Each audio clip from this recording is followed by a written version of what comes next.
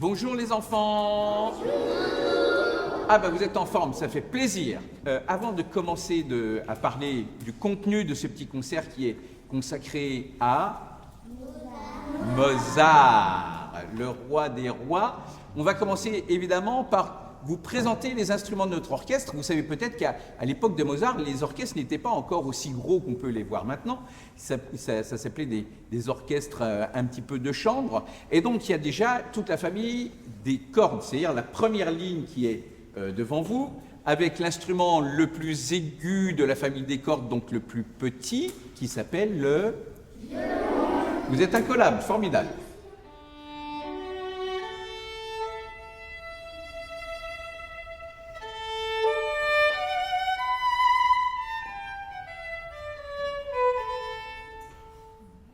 Ensuite, après le violon, on a son cousin, son grand frère, on ne sait pas bien. On peut avoir un alto et un violon l'un à côté de l'autre pour voir la différence de taille. Vous voyez, ce n'est pas énorme, mais vous allez voir, il y a déjà une belle différence de son.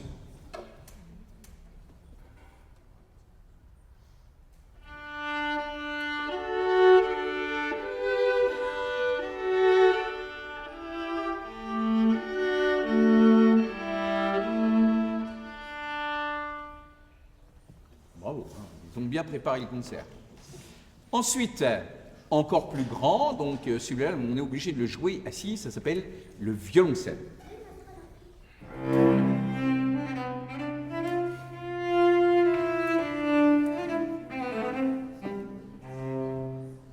Et alors, le plus grave de la famille des cordes, vous le connaissez? La contrebasse, formidable.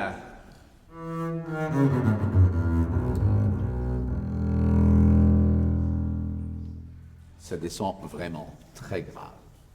Ensuite, on a les vents, et vous allez voir, dans la famille des vents, il y a deux petites sous-familles, entre guillemets, de sous-groupes.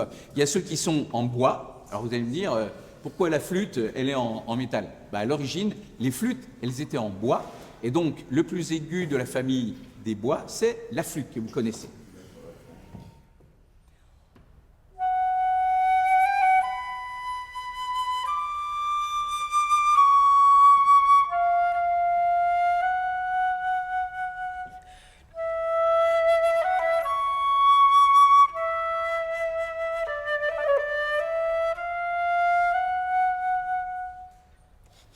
Ensuite, son grand frère, pareil, donc c'est pas bien si c'est un oncle, un frère, un cousin, c'est le hautbois.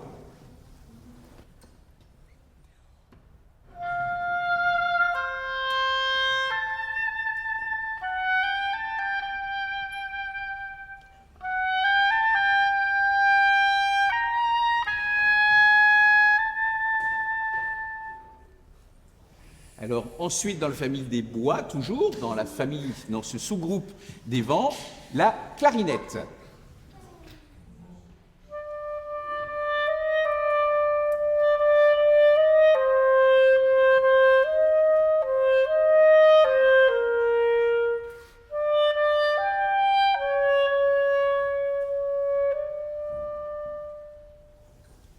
Et puis le plus grave de cette famille, je crois que vous le connaissez parce que c'est un personnage important dans Pierre et le Loup, par exemple, c'est qui?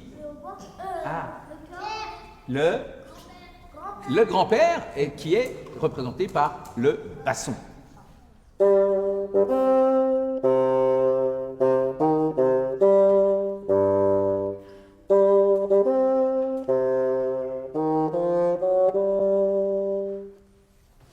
Ça, c'est pour notre famille des bois. Et puis, il y a la famille des cuivres. Alors, pour ce concert, on a un seul cuivre. Mais alors, quel cuivre? C'est le cob. Ah, le piano, c'est pas un instrument en cuivre. Hein.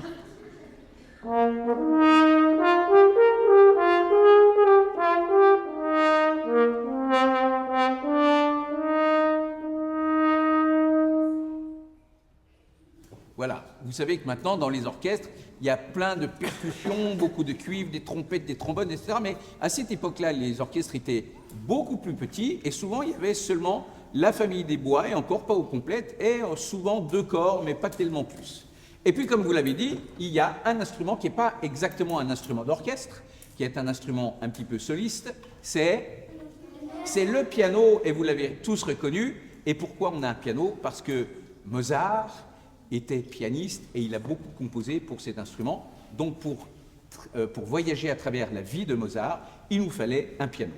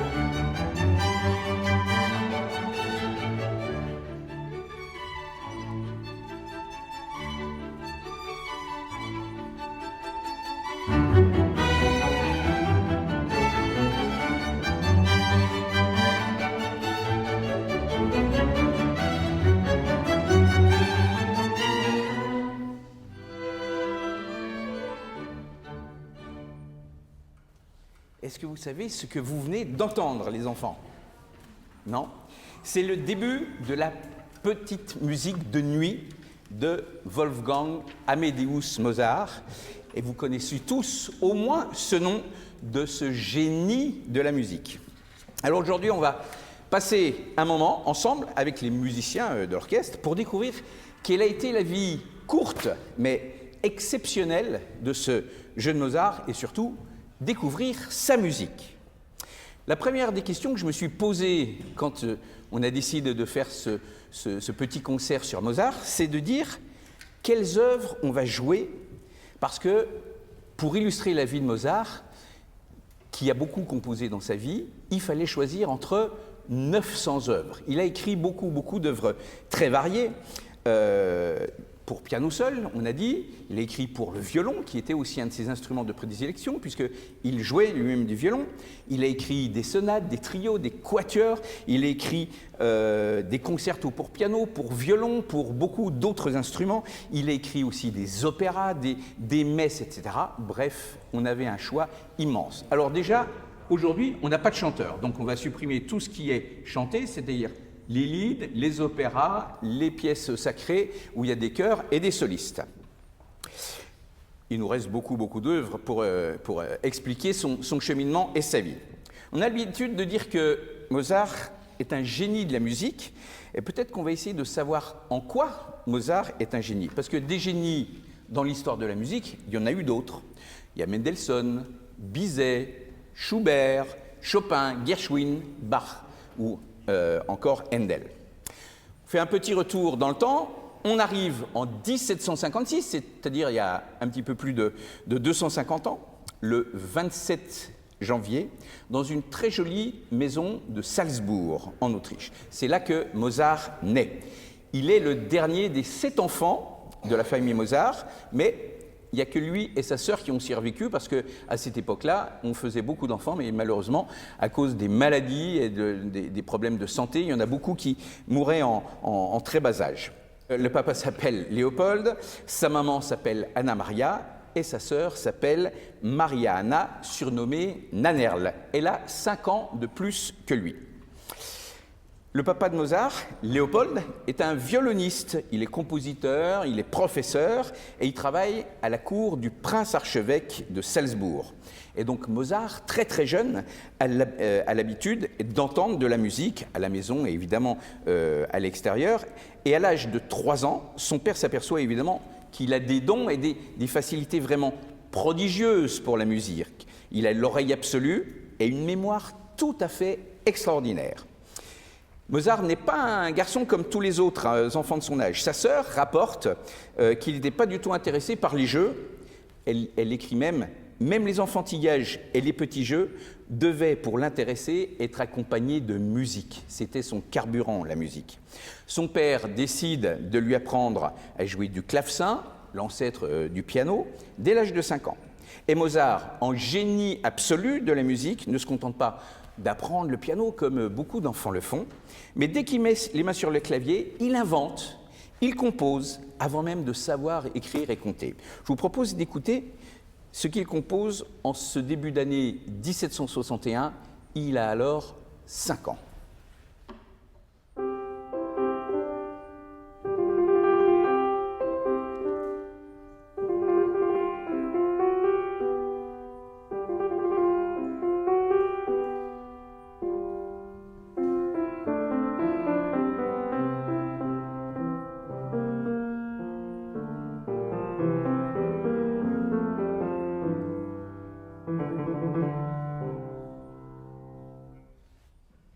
Vous allez me dire que c'est très court, hein, que c'est peut-être pas une pièce inoubliable, ni même géniale.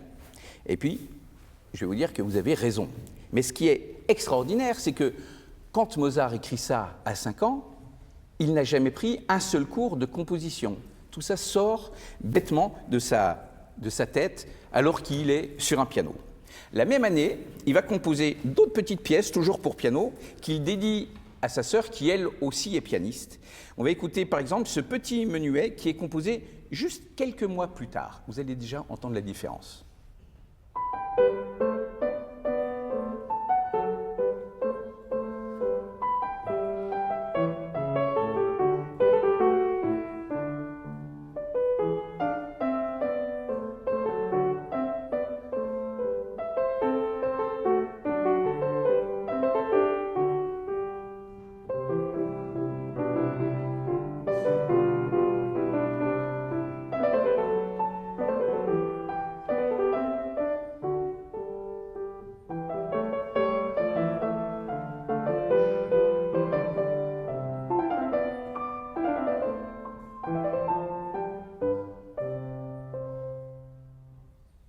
Vous ne trouvez pas que la musique est déjà beaucoup plus élégante, moins enfantine, et pourtant ces 2 pièces ont été composées juste à quelques mois d'intervalle, ce qui prouve que le petit Mozart, il apprenait très rapidement et de manière tout à fait exceptionnelle.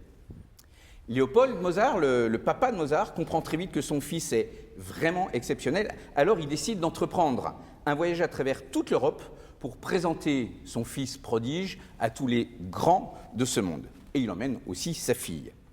Alors la famille part pour un périple de près de 4 ans. Oui, à l'époque, il n'y a pas d'avion, il n'y a pas de train, il n'y a pas d'auto, tout se fait en diligence. Et donc, tous les voyages prennent un temps fou. Et donc, quand on arrive dans une ville, on s'installe dans cette ville pour rencontrer les gens. Et donc, ils vont commencer par Munich, Vienne, puis après, ce sera Mannheim, Francfort, Bruxelles, Paris, Versailles, Londres, La Haye, Amsterdam, Dijon, Lyon, Genève et Lausanne. Vous voyez, un grand tour d'Europe. Mozart donne des concerts devant des auditeurs qui sont absolument impressionnés de voir un enfant avec des toutes petites mains jouer si merveilleusement des choses incroyables. Et puis, il improvise aussi au piano. On lui fait faire des pitreries, des choses qui amusent beaucoup, comme par exemple jouer du piano avec un linge sur les mains pour qu'il ne voit pas ses mains. Au cours de ce voyage, il aura l'occasion d'entendre beaucoup de musique, de rencontrer aussi des musiciens, et on sait qu'il apprend très vite.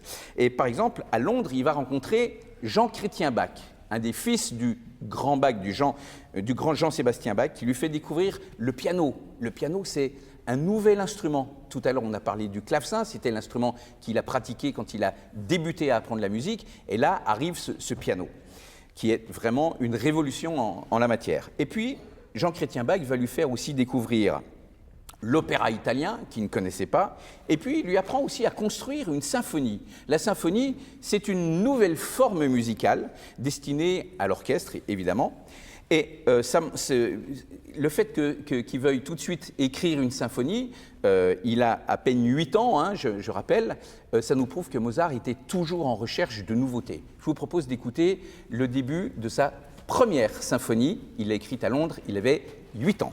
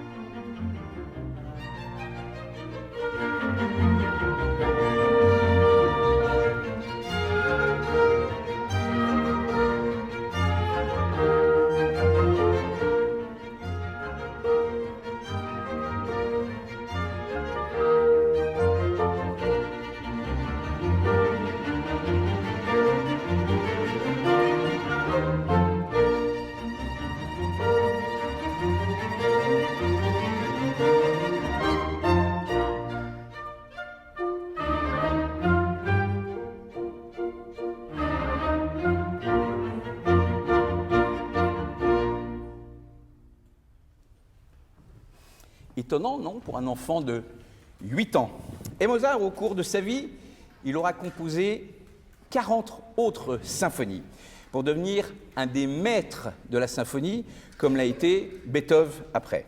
Nous écouterons tout à l'heure un extrait d'une de ses dernières symphonies, la numéro 40. Pendant toute cette période de voyage, les concerts rapportent de l'argent au père de Mozart, mais on fait aussi des cadeaux à ce jeune prodige et à sa sœur, et il se trouve qu'on offre à Mozart un violon.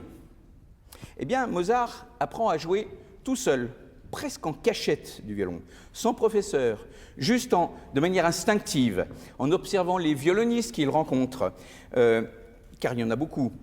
Car son père donnait aussi des leçons de violon pendant ce long voyage, et souvent il accompagnait sa sœur qui jouait elle aussi du violon, Nannerl. Une petite anecdote. À son retour à Salzbourg en 1766, Mozart a 10 ans. À 11 ans, il est nommé maître de chapelle. C'est un poste important, et le père de Mozart, évidemment, en est extrêmement fier et heureux. Un jour, son père reçoit dans leur nouvelle maison, une très belle maison, à Salzbourg, un ami compositeur qui voulait lui présenter des trios pour 2 violons et piano. Alors le père de Mozart lui dit c'est très gentil, mais qu'il ne peut pas les jouer maintenant parce qu'il n'y a pas de deuxième violoniste. Alors le petit Mozart qui est là dit à son père hop, une partie de second violon, ça ne doit pas être si compliqué. Alors il va chercher son violon et il déchiffre avec son père et son invité tous ces trios sans faire de fausses notes, sous le regard absolument incrédule de son père qui n'avait pas capté qu'il avait appris du violon en cachette. Cette anecdote nous montre le génie de Mozart, s'il était encore besoin de le prouver, sa réputation acquise pendant ce long voyage qui en a fait une curiosité. On lui commande, maintenant qu'il est maître de chapelle, rapidement un opéra. Imaginez écrire un opéra à 11 ans. Cet opéra s'appelle Apollon et Hyacinthe. C'est le premier d'une vingtaine qu'il composera tout au cours de sa vie, dont les plus célèbres sont, vous les connaissez, Don Giovanni, Les Noces de Figaro ou La Flûte enchantée. On va écouter l'ouverture de cet opéra de jeunesse.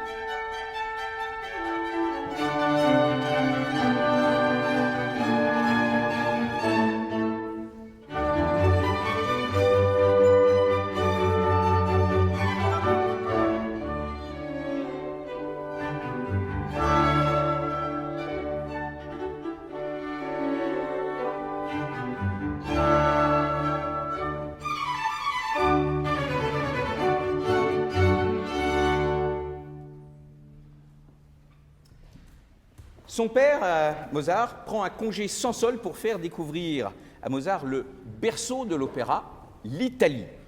C'est là qu'il fait la connaissance de l'opéra et surtout de la langue italienne, parce qu'il est doué pour la musique, mais il est aussi doué pour apprendre les langues.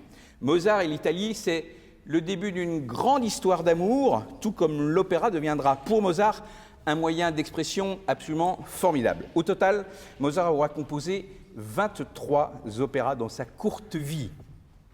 De retour à Salzbourg, son employeur, le prince archevêque, meurt et son successeur, le prince archevêque Colloredo, ne comprend absolument pas le génie de Mozart, qui prend pour un sale gosse. Il lui impose donc la forme des pièces qu'il doit composer pour les cérémonies, et Mozart ne supporte absolument pas cette autorité, et il a plutôt envie de voyager. Bref, le prince l'emploie, mais ne l'aime pas. Et pour un jeune homme qui a maintenant 17 ans, c'est compliqué à accepter, alors leur relation se dégrade. C'est à cette période que Mozart se rend souvent à Vienne.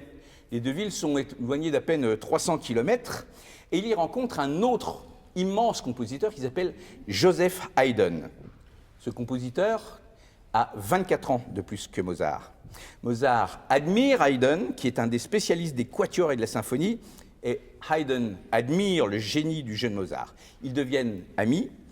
Mozart l'appelle Papa Haydn et dit de lui « Lui seul a le secret de me faire rire et de me toucher au plus profond de mon âme. » Nous avons vu que Mozart avait écrit déjà des opéras très jeunes, des symphonies, des pièces pour piano, et sous l'influence de Haydn, Mozart va s'intéresser plus particulièrement à la musique de chambre. Est-ce que vous savez ce que c'est que la musique de chambre? Non. Eh bien, c'est une musique qui est écrite pour peu d'instruments et qui avait la vocation d'être jouée devant peu d'auditeurs dans des petites pièces. C'est pour ça qu'on appelle ça des musiques de chambre. Écoutons par exemple le début de cette sonate pour violon et piano que Mozart jouait lui-même avec sa sœur Nannerl. Au cours de sa vie, Mozart aura composé 36 sonates pour violon et piano, ses deux instruments de prédilection.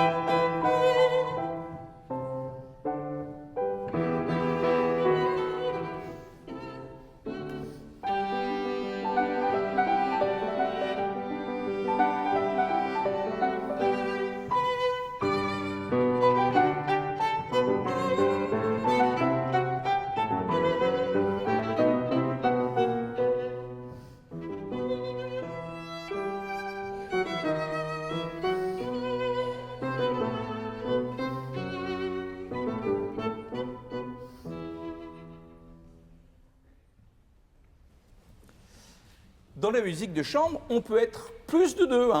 Par exemple, si on prend un quatuor à cordes, c'est-à-dire un groupe composé de deux violons, un alto et un violoncelle, c'est aussi de la musique de chambre. Et il se trouve que Haydn, l'ami de Mozart, est un des premiers compositeurs à écrire pour cette formation. Je vous propose d'écouter un extrait du quatuor à cordes numéro 5 de Haydn. Écoutez bien et essayez de retenir la mélodie.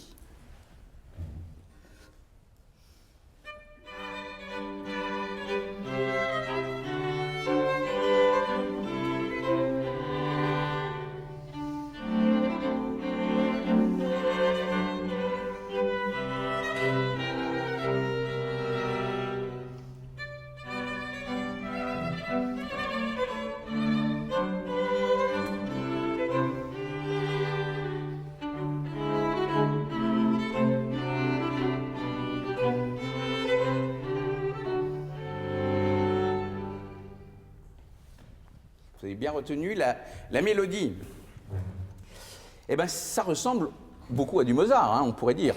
Pour une bonne raison, c'est écrit à la même époque, dans le même pays, donc avec la même culture. Et au bout du compte, la même éducation. Je vous ai dit que Mozart et Haydn étaient amis. Et vous allez voir que même à travers la musique, on peut rendre hommage à un ami, c'est-à-dire lui faire un petit clin d'œil. Écoutez le début du dernier mouvement du quatuor numéro 15 de Mozart et essayez de voir s'il y a des similitudes.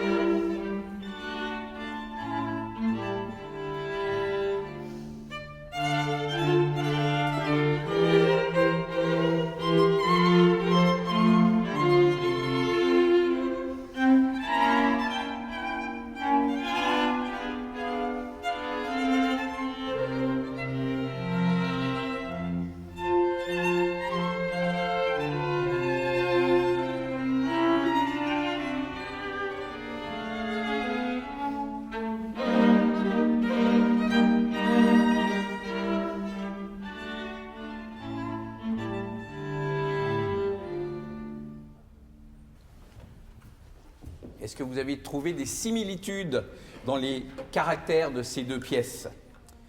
Évidemment, ce n'est pas la même musique. L'un n'a pas copié sur l'autre, évidemment, comme ça arrive hein, parfois.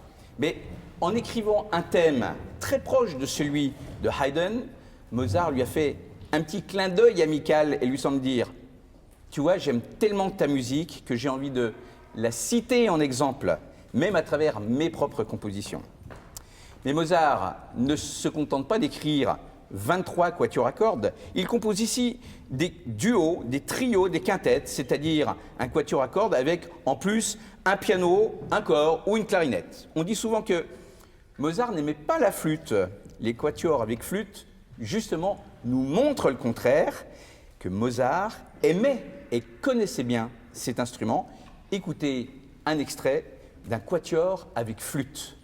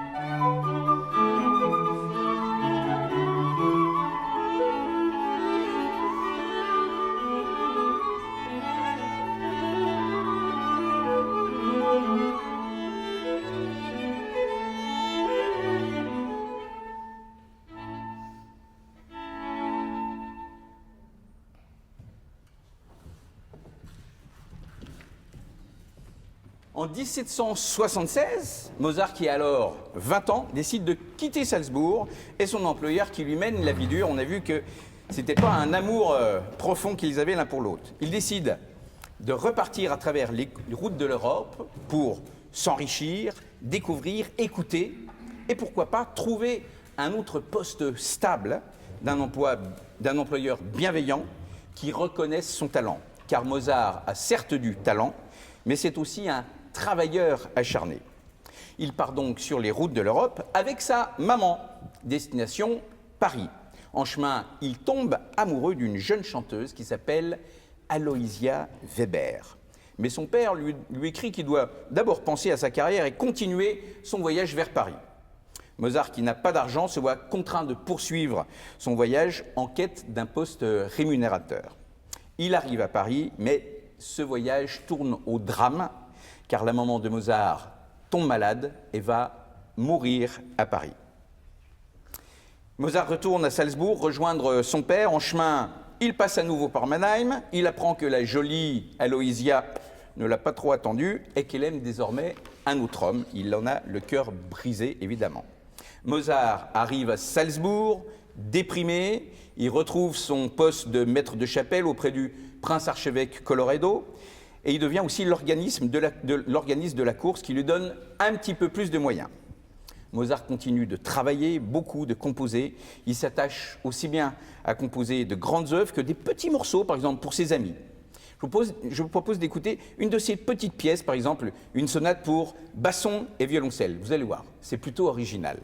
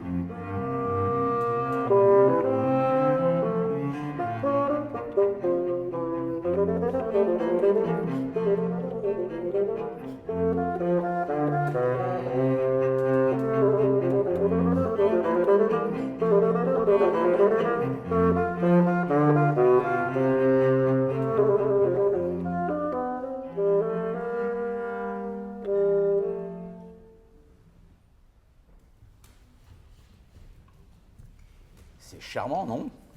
Mozart, il aime composer, il aime jouer de la musique, du piano, de l'orgue, du violon, et il est pourtant parfois obligé de l'enseigner, et ça ne l'enchante absolument pas. Son employeur, le prince-archevêque Colloredo, ne l'apprécie toujours pas et finit par traiter en public Mozart de voyou et de crétin. C'en est un petit peu trop pour ce grand musicien, toujours en quête de reconnaissance. Il décide alors de quitter Salzbourg et il s'installe à Vienne, capitale de l'Autriche, dans la pension de Madame Weber, la maman d'Aloysia. Pour la première fois de sa vie, Mozart est débarrassé de l'autorité de son ancien employeur, mais aussi de celle de son papa, un père bienveillant, certes, mais assez autoritaire, et un jeune homme de son âge a bien le droit de vivre sa vie comme il l'entend. Il se sent libre, il compose librement, sans qu'on ne lui commande ou lui dise ce qu'il doit composer. À Vienne, Mozart vit pour la première fois pleinement. Il est reconnu, il bénéficie aussi de l'amitié de Haydn. Il fait connaissance de Constance Weber, la troisième fille de Madame Weber, la propriétaire de la pension dans laquelle il vit. Il épouse Constance sans attendre le consentement de son père qui, lui, est resté à Salzbourg. Mozart voyage, il est heureux, reconnu, il se sent libre. Et même s'il n'est pas riche, il vit correctement, car l'empereur Joseph II le nomme musicien de la Chambre royale, avec un traitement assez confortable. Écoutons le début d'une des pages les plus célèbres de Mozart, composée pour piano. C'est une danse, une marche turque, parce qu'à cette époque, la musique est très influencée par tous les voyages. Et cette musique, elle évoque la musique turque, qui était très très en vogue à l'époque.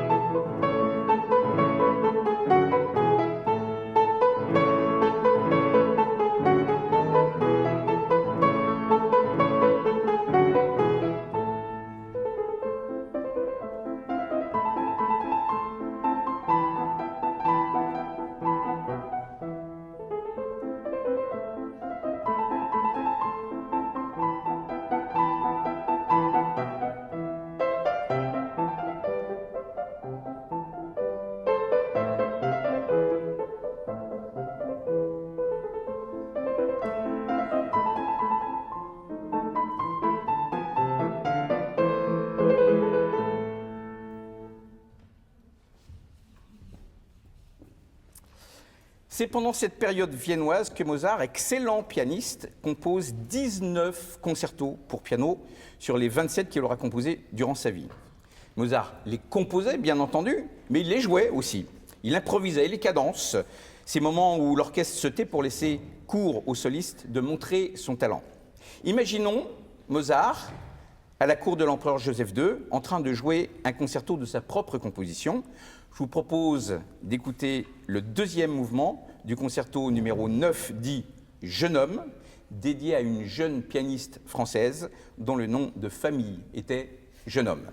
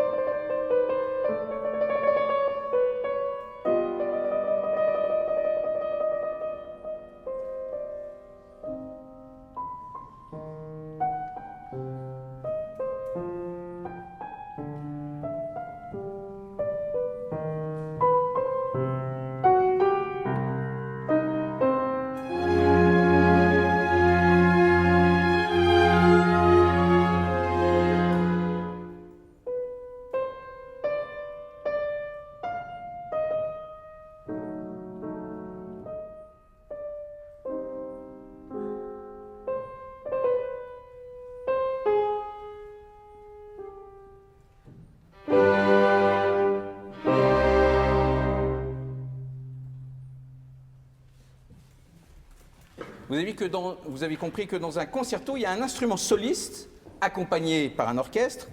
Ils se répondent, ou l'orchestre accompagne le soliste, et parfois l'orchestre joue seul pour préparer l'entrée du soliste. Nous venons d'entendre un extrait d'un concerto pour piano, mais Mozart a aussi composé 5 concertos pour violon, son autre instrument, pour ainsi dire. Et comme souvent dans la musique de Mozart, il s'amuse, il innove, il essaie des choses nouvelles. Par exemple, dans ce dernier mouvement du 5e concerto pour violon, Mozart fait jouer les violoncelles et la contrebasse avec le bois de l'archet, ça s'appelle Colagno. Tu peux nous montrer comment ça fait? Juste. Voilà. On frappe non plus avec le crin de l'archet, mais avec le bois de l'archet. Voici un extrait du final du 5e concerto pour violon de Mozart.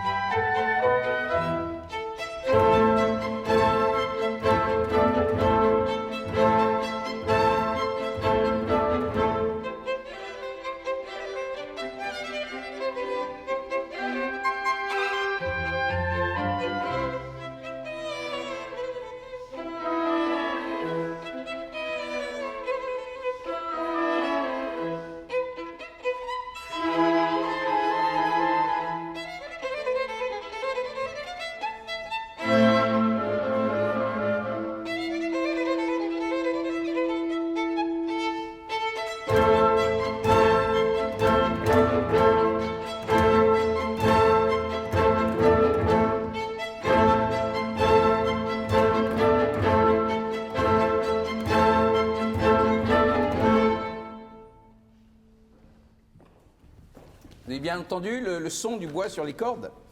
Et bien ça, c'est vraiment une innovation, ça s'était quasiment jamais vu avant. Et surtout en orchestre. En tout cas, pas dans cette période classique. Et ça nous prouve que Mozart ne se complaisait pas dans la facilité de son génie. Il a toujours cherché à innover, soit dans la forme de ses œuvres, soit dans le thème de ses opéras, mais aussi dans sa manière d'écrire de la musique, en cherchant de nouvelles sonorités. Puisque nous sommes dans les concertos, intéressons-nous aux autres concertos qu'il a composés. Certes, la plus grande partie des pièces concertantes qu'il a composées sont pour violon ou pour piano, mais il a aussi composé 2 concertos pour flûte, 4 concertos pour chœur, une symphonie concertante pour violon, alto, une autre pour hautbois, clarinette, cor et basson, un concerto pour clarinette et un autre qui me tient à cœur parce qu'il l'a écrit pour un instrument qu'on entend rarement en solo, c'est le basson. Je vous propose d'écouter le 2e mouvement du concerto pour basson.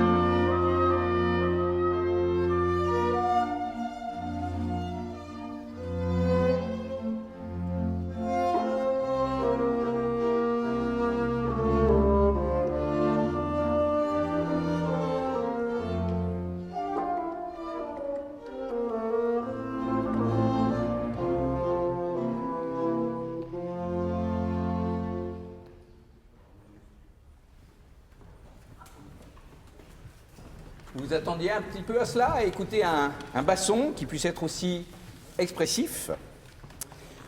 Mozart mène grand train à Vienne. Il a eu 6 enfants avec Constance, mais comme dans sa famille, seuls 2 survivront. En 1790, l'empereur Joseph meurt et son successeur, Léopold II, beaucoup plus conservateur, n'aime guère les idées de Mozart. Mozart n'est plus protégé par le nouvel empereur. Il travaille beaucoup, sort beaucoup et s'endette.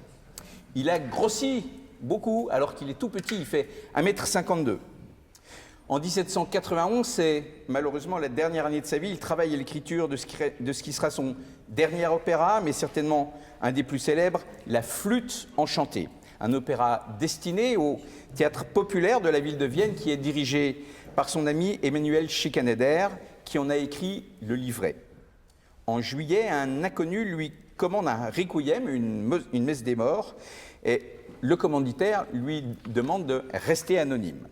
Mozart est affaibli par la maladie. Il a par ailleurs reçu la commande d'un opéra pour le couronnement du roi de Bohême. Ça s'appellera La Clémence de Titus. Mozart meurt malade le 5 décembre 1791 à l'âge de 35 ans, quelques jours seulement avant son 36e anniversaire. Il laisse son requiem inachevé. Le 6 décembre, après un service funéraire de 3e classe, sans messe ni musique, dans la chapelle du Saint-Crucifix de la chapelle de Saint-Stéphane de Vienne, la dépouille de Mozart est conduite à la tombée de la nuit au cimetière Saint-Marx, dans la banlieue de Vienne.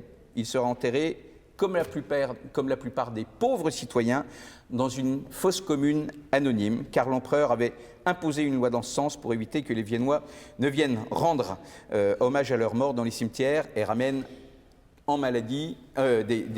ville des maladies. Pour terminer, je vous propose d'écouter une des dernières symphonies de Mozart, la 40e, certainement une des plus célèbres. Quel chemin parcouru depuis la première symphonie que nous avons entendue et qu'il avait écrite à 8 ans. Voici le premier mouvement de la 40e symphonie de Mozart.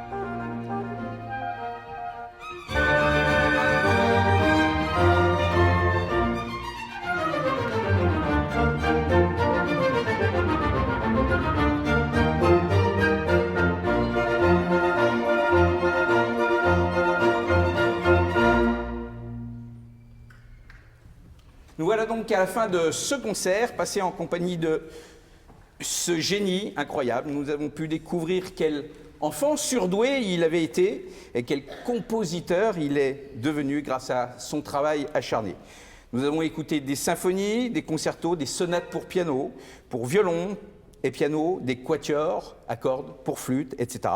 Et pourtant, il y a encore tellement d'œuvres magnifiques à découvrir. On en a joué 15, il y en a plus de 900, vous imaginez la possibilité de découvrir tout ça. Le succès de la musique de Mozart ne s'est jamais démenti. Vous savez, d'autres grands compositeurs ont été oubliés, puis redécouverts plus tard, comme Bach, Handel, Vivaldi ou même Mendelssohn.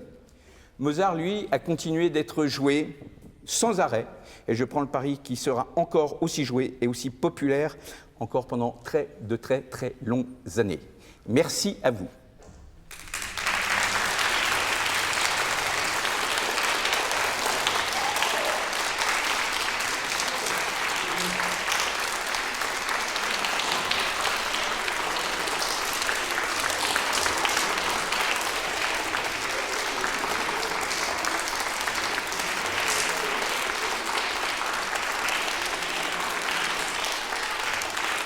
Est-ce que ça vous a donné envie de faire de la musique?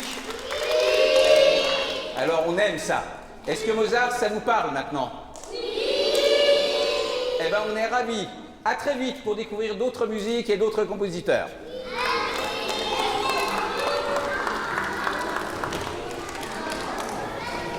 Merci à vous.